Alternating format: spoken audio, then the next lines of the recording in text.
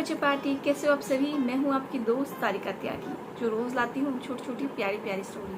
वो स्टोरी जो मुझे मेरी दादी नानी सुनाती थी और मैं आप सभी को सुनाती हूँ। वो स्टोरी जिनसे मुझे बहुत कुछ सीखने को मिलता था और मज़ा भी बहुत आता था। जैसा कि आप सभी जानते हैं कि हमारी विक्रम बेताल वाली सीरीज चल रही है और उसमें हम बहुत सारे एपिसोड आप सभी को सुना चुके हैं। जैसा कि आप सभी जानते हैं कि जो हमारा लास्ट एपिसोड था वो बुद्धिमान मूर्ख के बारे में था, जिसमें हमने सुना था कि जो चक्रवाक नामक राज्य है वहाँ की जो राजकुमारी है शंपालता, उन्हें किसी को भी अपना चेहरा दिखाने की इजाज़त नहीं होती। उनके यहाँ एक प्रथा होती है कि जो भी स्त्री अपना चेहरा सिर्फ अपने पिता या अपने पति को ही दिखा सकती है। शंपालता की इच्छा होती है कि वो अपनी एक मूर्ति बनवाए, पर परेशानी ये थी कि मूर्ति बनेगी कैसे जब उन्हें कोई देख ही नहीं सकता। दिखेगा नहीं तो कोई भी मूर्तिकार कैसे मूर्ति को गढ़ेगा। यही सब परेशानियों को देखते हुए राजा पूरे राज्य में मुनादी कराते हैं कि कोई भी मूर्तिकार जो हमारी पुत्री का अच्छे से अच्छा मूर्ति बनाएगा, हम उन्हें अच्छी से अच्छी इनाम दिया जाएगा। हम इस कहानी में आगे देखेंगे कि क्या राजकुमारी की कोई मूर्ति बन पाती है या नहीं। आइए देखते हैं हम आगे की कहानी के।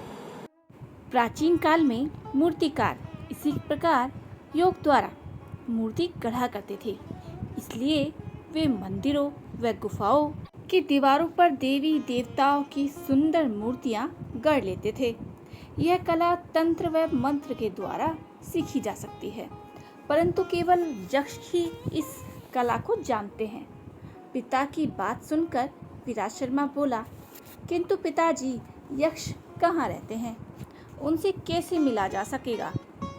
इस पर प्रदीप शर्मा बोले, चक्रवाक की उत्तर दिशा में एक देश है जिसका नाम अरण्य है। उस राज्य में हर अमावस की रात को यक्ष एकत्र होते हैं जो तंत्र व मंत्र में प्रवीण होते हैं। उनकी सहायता से तुम सफलता प्राप्त कर सकते हो। कल रात के बाद अमावस की रात है।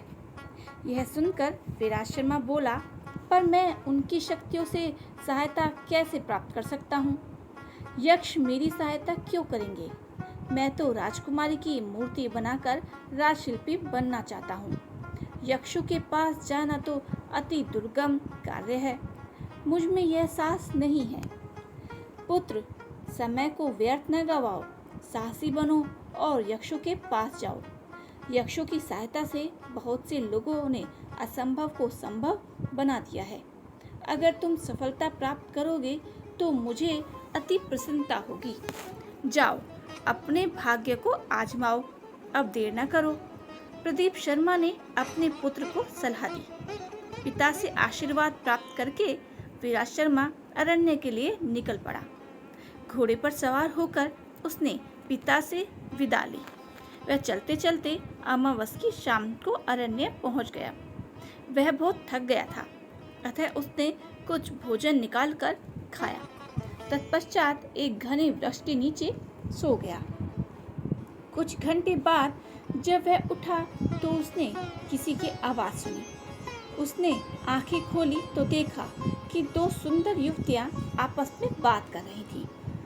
उनकी मधुर हंसी से सारा वातावरण गुंजित हो रहा था। उन दोनों युवतियों ने सिर से लेकर पांव तक स्वर्ण आभूषण धारण कर रखे थे। उन्हें देखकर विराट शर्मा ने सोचा कि अवश्य ही ये दोनों यक्ष कन्याएं हैं। यह सोचकर वह बहुत अधिक भयभीत हो गया। अगले ही क्षण एक यक्ष कन्या विराट शर्मा के पास जाकर बोली कि हे युवक, तुम कौन हो और अमावस की इस अंधेरी रात में यहाँ क्यों आए हो? विराट शर्मा ने उनका अभिवादन किया और उन्हें अपना आने का प्रयोजन बताया।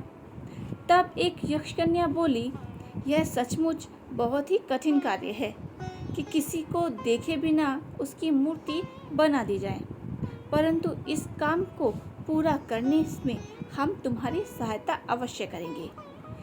मेरा नाम चपला है और इस दूसरी कन्या का नाम चंचला है। हम दोनों भी अपनी मूर्तियाँ बनवाना चाहती हैं। अगर तुम हम दोनों की मूर्तियाँ बनाने का वचन दो तो हम अवश्य तुम्हारी सहायता करेंगी। उनकी बात सुनकर विराट शर्मा बहुत ही प्रसन्न हुआ और उनकी मूर्तियां बनाने के लिए तैयार हो गया। अगले ही क्षण चपला ने चुटकी बजाई और एक मंत्र पढ़ा।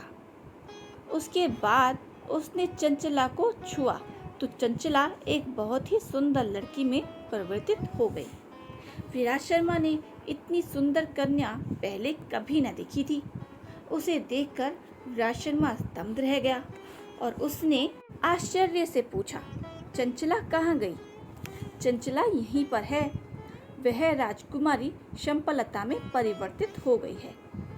अब शंपालता की मूर्ति बनाने के लिए वह तुम्हें सहयोग देगी। हम तुम्हारे औजारों में अद्भुत शक्तियाँ भी देंगे, जिससे वे 100 गुना अधिक रफ्तार से काम करेंगे। यह कहकर चपला ने उसे संगमरमर दिया और बोली, अब तुम मूर्ति गढ़ना शुरू करो। इस प्रकार विराट शर्मा ने उन दोनों व अपने औजारों की मदद से मूर्ति बनाना प्रारंभ कर दिया। 2 ही दिनों में उसने राजकुमारी शंपालता की मूर्ति बना डाली। इस मूर्ति को उसने बहुत ही कुशलता के साथ बनाया था। तब विराट शर्मा ने उन दोनों से प्रार्थना की, मैं आपका बहुत आभारी हूँ कि आपने मेरी इतनी अधिक सहायता की। कृपया एक उपकार और करें।